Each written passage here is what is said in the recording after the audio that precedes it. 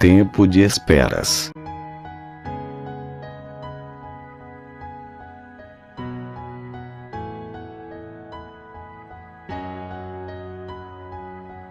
Tempo de esperas. Prezado Abner, obrigado por me responder tão prontamente. Não posso acreditar que o homem que escreveu As Imposições da Existência, obra que causou profundas mudanças em minha vida, tenha escrito um texto só para mim. Estou realmente muito honrado. Também estou aliviado, pois, depois de enviar-lhe a carta, fui tomado por um terrível arrependimento. A releitura me fez identificar algumas infantilidades, fato que me deixou bastante desconcertado.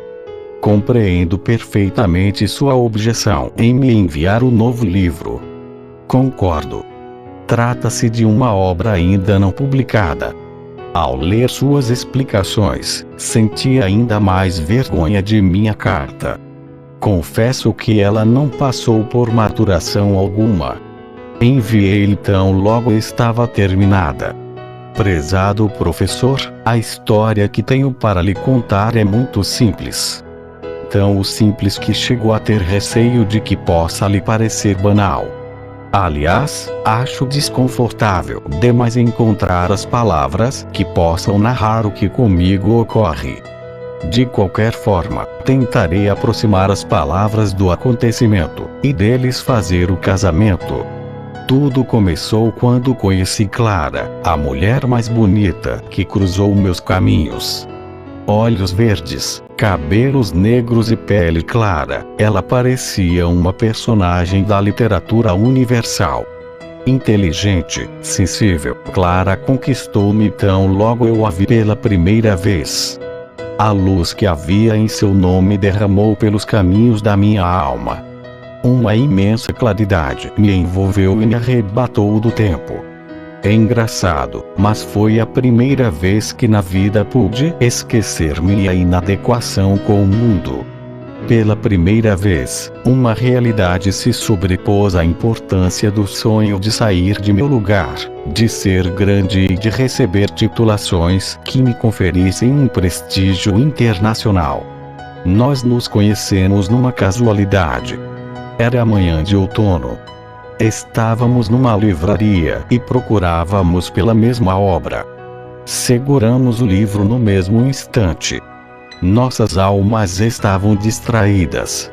Foi amor à primeira vista. A partir do livro que desejávamos, já iniciamos uma boa conversa. Tínhamos informações diferentes sobre a mesma obra. Rimos e discutimos a coincidência da procura. Não era um livro comum. De maneira rápida e vigorosa, iniciamos os nossos encontros. É como se, cientes da brevidade da vida, não quiséssemos perder tempo. Almas órfãs, quando se encontram, não se submetem mais aos malogros e sofrimentos das distâncias. Na primeira semana, tentei investigar sua vida, mas ela ainda se mostrava reticente em contar-me sobre seu passado. Ela sorria e dizia que o presente é um lugar do sentido, e com o tempo iria apresentar-me sua história. Eu me revelei inteiro. Contei-lhe todos os meus segredos. Revelei-lhe minhas aspirações e fiz questão de mostrar-lhe todas as minhas apetências acadêmicas. Já na segunda semana, eu propus uma rotina de estudos. Achei que poderíamos fazer crescer ainda mais nossas afinidades. Ocupei-me por introduzi-la nos mistérios da filosofia e o fiz com dedicada atenção. Lemos juntos o Banquete de Platão e chegamos a iniciar a lógica de Aristóteles. Mas não tivemos tempo de ir além.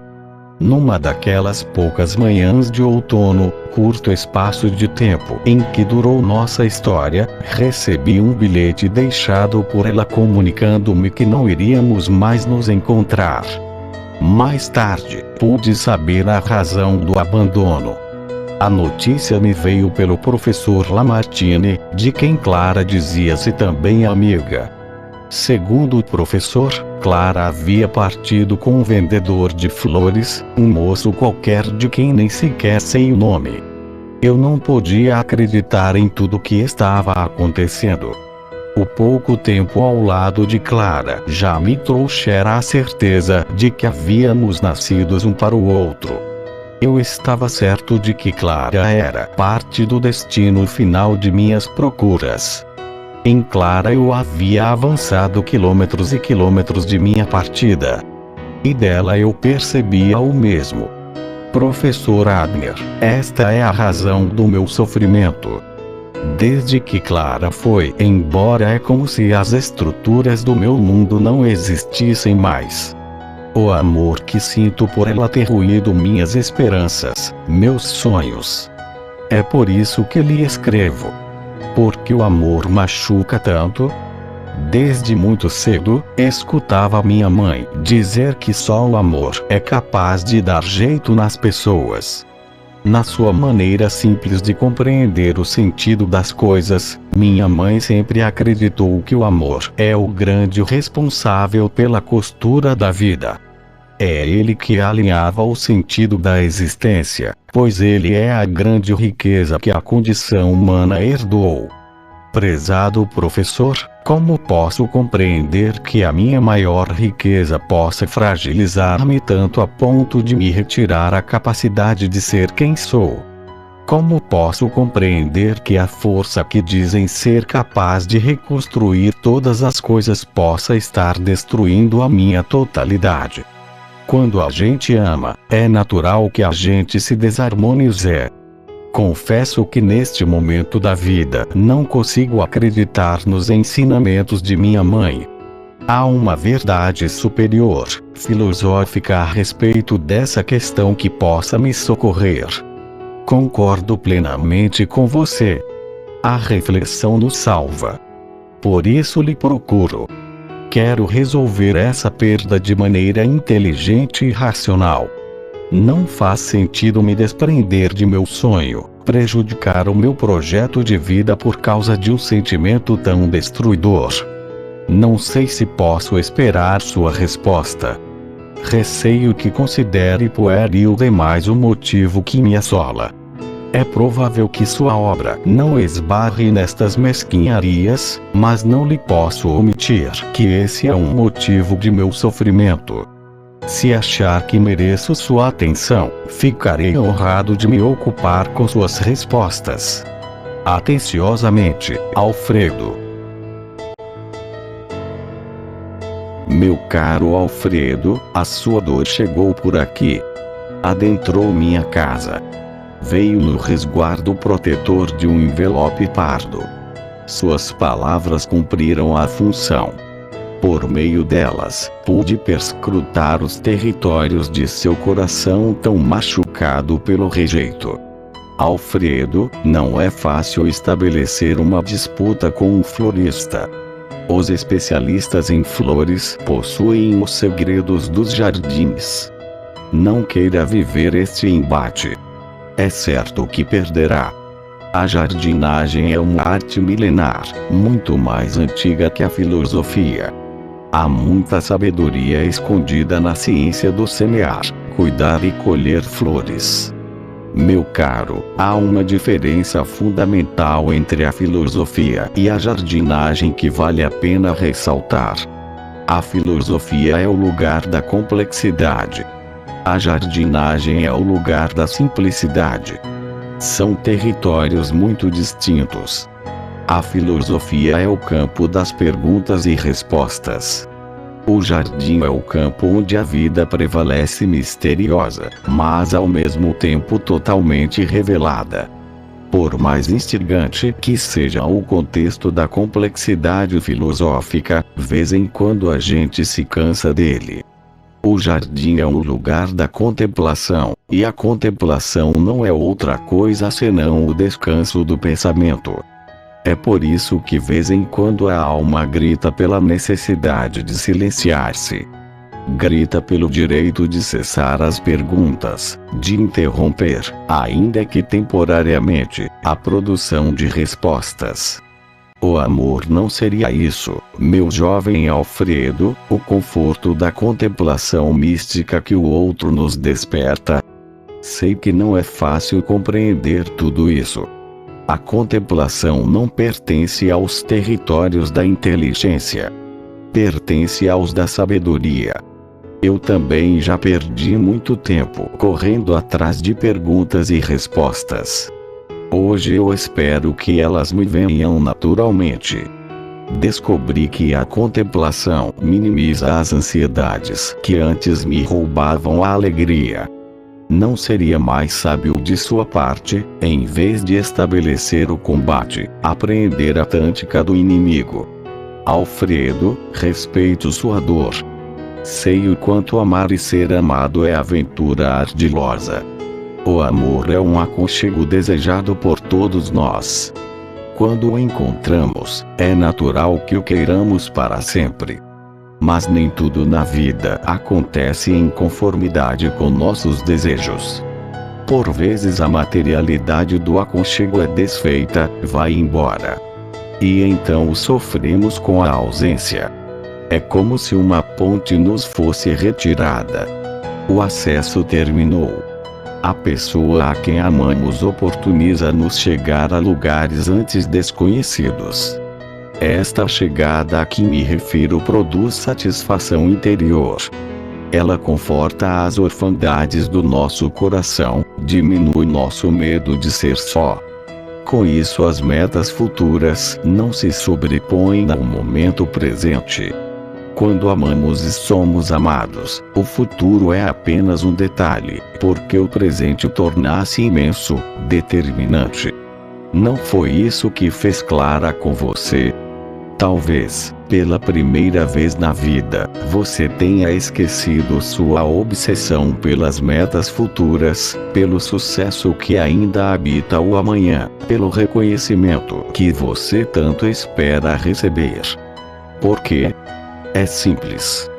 Porque no tempo em que Clara permaneceu ao seu lado, o presente prevaleceu. Ela preencheu suas lacunas interiores com um amor que até então você ainda não havia experimentado.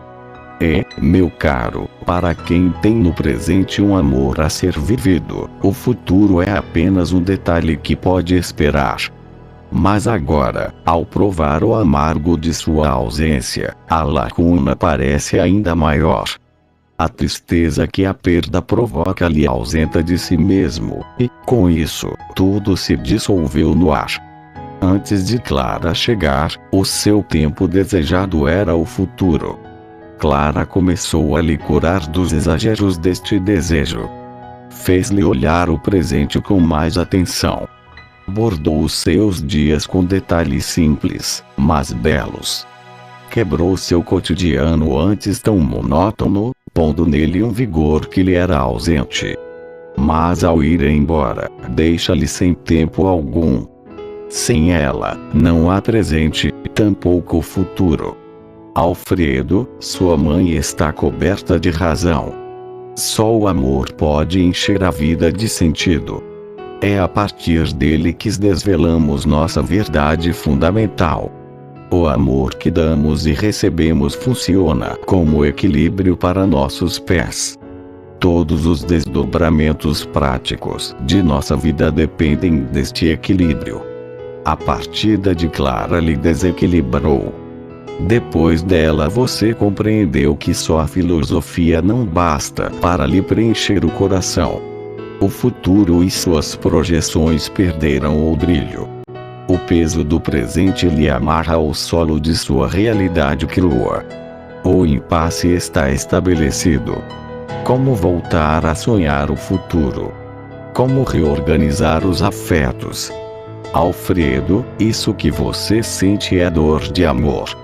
Aguda, eu sei, mas profundamente fecunda. Nessa dor há uma infinidade de sementes esperando pelo direito de nascer. Não impeça este nascimento. Veja bem, a ausência de Clara pode lhe ajudar a clarificar ainda mais as suas metas futuras. A dor que por ora lhe pesa pode lhe servir como referencial para alguns questionamentos que considero válidos. O reconhecimento que você tanto persegue é realmente importante. Porque a presença de Clara lhe fez perder, ainda que temporariamente, a obsessão pelo sucesso. Alfredo, vale a pena investigar os seus motivos. Já vi muita gente se perder em si mesma. Gente que construiu uma carreira sem para ela ter aptidão, só para preencher lacunas afetivas. Gente que acumulou títulos e mais títulos, quando na verdade só desejava um amor para amar. Diante da frustração de não ser amado, muita gente reage assim. Refugia-se na vida intelectual, reveste-se de arrogância acadêmica e vive como se não tivesse um coração batendo dentro do peito. A carência afetiva é um território perigoso. Nele, muita gente desperdiça a própria existência.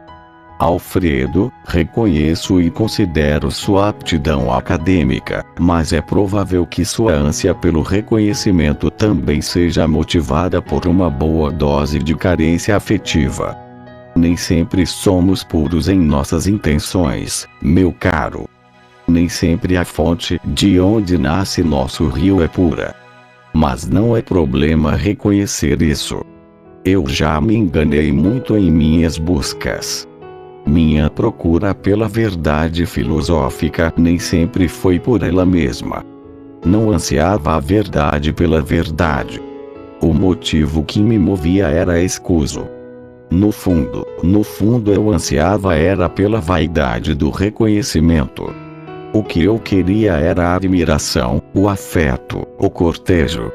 Passava boa parte de meu tempo fazendo pesquisas que depois me rendessem temporários lustres no ego. Lamentável, não é mesmo? A condição humana é marcada pela precariedade. Nem sempre norteamos nossas ações por valor nobre, elevado, altruísta. Vez em quando eu reconheço minhas intenções intimamente conectadas ao contexto de minhas necessidades mais mesquinhas.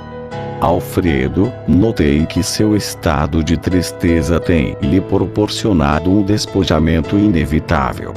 Mesmo as questões mais interessantes da faculdade não estão conseguindo ocupar-lhe os pensamentos. Sua dor não lhe oferece muitas opções. Ela lhe conduz para um lugar único, o abandono de Clara. Isso não é de todo mal. Este estreitamento pode lhe favorecer um mergulho mais profundo em suas questões. Ao reconhecer-se só, você tem a possibilidade de olhar-se sem os subterfúgios de seus muitos planos. A realidade é crua. Não há nada que possa oferecer alento aos desatinos de sua alma. Este é um mistério da dor. Meu caro Alfredo, que indigência dolorosa. Permita-me uma ironia respeitosa, mas o rei está nu. Sei o quanto isso é desconfortável. Já vivi muitas vezes essa nudez. Vez em quando a vida nos prega essa peça. Os recursos que até então cobriam e ofereciam abrigo à nossa fragilidade, de repente são cruelmente retirados. O ser fica desnudo. E os subterfúgios que usamos para esconder esta nudez, por um momento perdem força ou sentido. Não é possível retirar o ser deste conflito. Tudo que nos envolve, de alguma forma, define-nos. Recorda-se da antropologia filosófica de Ortega y Gasset? O filósofo espanhol dizia: eu sou eu e minhas circunstâncias. Veja bem, desde que entramos no mundo, o nosso eu já está nativamente aberto às circunstâncias que o envolvem. É na trama instável das circunstâncias históricas que o eu é nascido. Todos os limites que estão fora, de alguma forma, repercutem dentro de nós. Alfredo, aproveite a nudez de seu ser para dar a ele o abrigo de que ele realmente necessita. O despojamento é importante para que observemos os excessos que antes não percebíamos.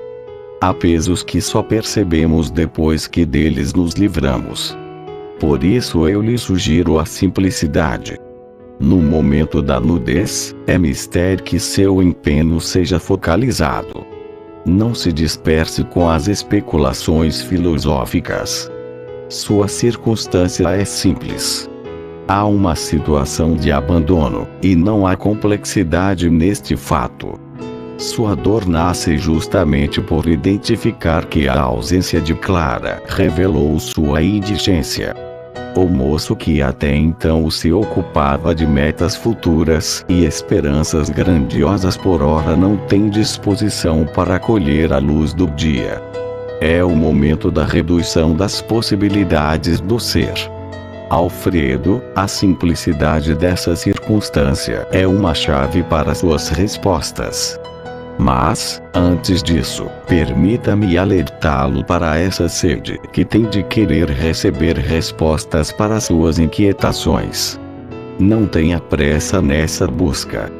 Retornando ao contexto da literatura, eu diria que este livro ainda não pode ser publicado. Permita o tempo da maturação destas questões. Respostas apressadas são perigosas. Antes delas, queira as questões. Elas são muito interessantes. Ando acreditando que há mais sabedoria em saber lidar com as questões do que necessariamente saber respondê-las. Conviver com elas requer simplicidade. Meu caro Alfredo, tudo que é belo tende a ser simples. Afirmação generalizante? Não sei. O que sei é que a beleza anda de braços dados com a simplicidade. Basta observar a lógica silenciosa que prevalece nos jardins. Vida que se ocupa de ser só o que é. Não há conflito nas bromélias, não há angústia nas rosas, nem ansiedade nos jasmins. Cumprem o destino de florirem ao seu tempo e de se despedirem do viço quando é chegada a hora. Não se prendem ao passageiro nem têm a pretensão de eternizar o que não nasceu para ser eterno. Não querem outra coisa senão a necessidade de cada instante. Não há desperdício de forças, nem há dispersão de energias. Tudo concorre para a realização do instante. De forma simples e original. Não sei se há alguma novidade nisso que vou lhe dizer, mas não me importo em repetir essa verdade, afinal há sempre um jeito novo de escutar o que é velho. Simplicidade é um conceito que nos remete ao estado mais puro da realidade. Talvez seja por isso que as pessoas simples sejam mestras em alcançar a felicidade com poucos recursos. Elas fazem uma experiência direta da vida. Deixam-se afetar por tudo o que é vivo e não perdem tempo com complexidades que não alterarão a vida que precisa ser vivida. Você tem uma afeição especial aos discursos sofisticados, às narrações rebuscadas e complexas. Isso é bom, mas nem sempre funciona na vida prática. O amor da sua vida foi levado por um vendedor de flores. Seu discurso inteligente, sua boa conversa não foram mais convincentes que uma rosa vermelha, ofertada em um fim de tarde, quando a vida era outono e os corações estavam desprevenidos. Presumo que o vendedor não tenha dito muitas coisas. Apenas sorriu com simplicidade e entregou a Clara uma rosa recém-colhida. O seu banquete, o de Platão, as iguarias de suas ideias, não representaram muita coisa diante da rosa vermelha. A vida é assim, meu caro Alfredo. Nem sempre acertamos no investimento. Por vezes ganhamos, por vezes perdemos. Mas não se preocupe. Perder é também uma forma de ganhar. É só olhar o avesso da derrota. Há ensinamentos que sobrevivem velados em locais estranhos. Vitória na derrota. Claro que há. É só modificar o jeito como olha para a realidade. Veja bem, perder Clara representou para você uma grande vitória, só que você ainda não foi capaz de perceber isso. Clara, ao lhe trocar por um vendedor de flores, entregou-lhe uma chave poderosa que abrirá lugares nunca visitados do seu coração. A tristeza, meu caro Alfredo, esse sentimento estranho que nos desinstala tanto, pode ser uma verdadeira fonte de virtudes. Quando bem interpretado, o sofrimento se transforma num impulso fantástico para as superações que precisamos viver. Toda perda sempre esconde um ganho. Essa frase é comum, já foi muitas vezes repetida, eu sei. Mas como é importante repetir essas coisas. Por isso volto a dizer, escute as mesmas coisas de sempre, mas de um jeito novo, diferente. Um dia eu precisei amar minha dor. Era o único jeito que tinha de continuar vivendo. Ou aprendia, ou morreria com ela. Resolvi aprender. Desde então, minha dor é minha companheira, minha mestra, minha parceira. Deixou de ser minha inimiga no momento em que eu a olhei nos olhos e aceitei conhecê-la com mais propriedade. Quis entrar nos mistérios de seus mecanismos com o intuito de poder administrar melhor as suas consequências. Eu não a busco, mas, quando chega, abro as portas para que não force as janelas. Deixo que entre, ofereço-lhe um café, olho nos seus olhos para que cesse o medo e depois me empenho em deixar que fique o tempo necessário, até que se dissolva por si só, pela força do tempo. Quando acolhida, a dor se dissipa aos poucos, e, de maneira incrível e surpreendente, o que parecia ser tão definitivo transforma-se em matéria transitória. Pode parecer-lhe estranho, mas eu prefiro que ela se acomode na sala. Se eu não permito que ela entre, ela fica batendo na minha janela, dia e noite, impedindo o meu sono. Eu poderia muito bem ter escolhido lidar com ela a partir de todo o instrumental filosófico que tenho à minha disposição. Foram anos e anos ensinando a milenar arte de arquitetar o pensamento, mas descobri que não era o melhor caminho. Filosofar sobre a dor não ameniza o seu poder, ao passo que acolhê-la com simplicidade, isso sim faz sentido. Você pode estar pensando que estou lhe sugerindo um absurdo. Como é que um homem afeito à reflexão pode viver sem filosofar sobre seus conflitos? Não estou dizendo que abro mão de refletir sobre meus dilemas, tampouco estou lhe propondo que o faça. Eu também busco casas para abrigar minha dor. Estou apenas sugerindo que se permita ser mortal. Retire as armaduras da arrogância acadêmica. Volto a dizer, o rei está nu. Nenhum argumento poderá livrá-lo desse desconcerto. Não se apresse em forjar as respostas para suas perguntas.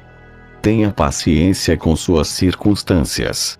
É provável que Clara tenha descoberto no florista uma riqueza diferente da que havia descoberto em você. E, meu jovem amigo, a filosofia é quase nada perto da sedução da simplicidade. Há mais encanto nos gestos, nas flores, que nas formulações elegantes que nossas palavras são capazes de produzir.